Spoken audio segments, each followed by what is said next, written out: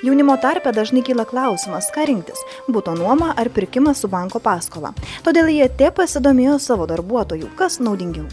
Pats klausimas nuomotis ar įsigyti būstą yra tikrai sudėtingas, ir aš puikiai suprantu, kad jauni žmonės, šeimos tą klausimą labai dažnai sprendžia ir sprendžiant tą klausimą reikia vertinti visą eilę veiksnių, pradedant labai emocionaliais dalykais, pradedant galvoti apie savo šeimos ateitį, kokią jūs ją norit matyti, kaip jūs ją įsivaizduojat, kaip jūs ją kursit, ir baigiant labai praktiškais finansiniais, ekonominiais dalykais, kiek mums tai kainuos.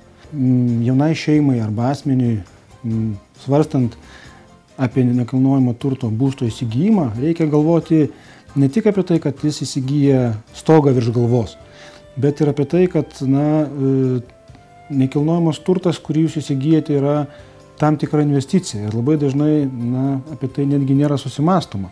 Apie jaunesnius ypač žmonės. Gal jie kol studentai taip, jam geriau yra nuomotis.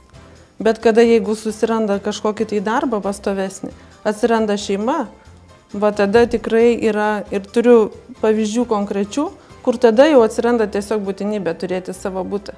Jeigu jūs, imdamas paskolą, sumokate mažesnės palūkanas bankui, nei jūs mokėtumėte nuomos mokestį nuomotojui nekilnojamo turto, manyčiau, kad tokiu atveju tikrai reikėtų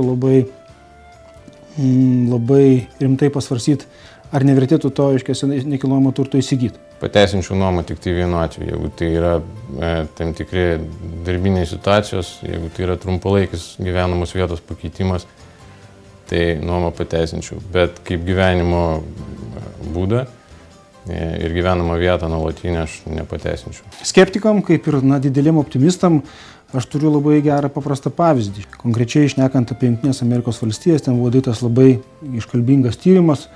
Nuo 1929 metų iki 2001 metų vidutiniškai nekilnojamo turto vertė auga apie 6%.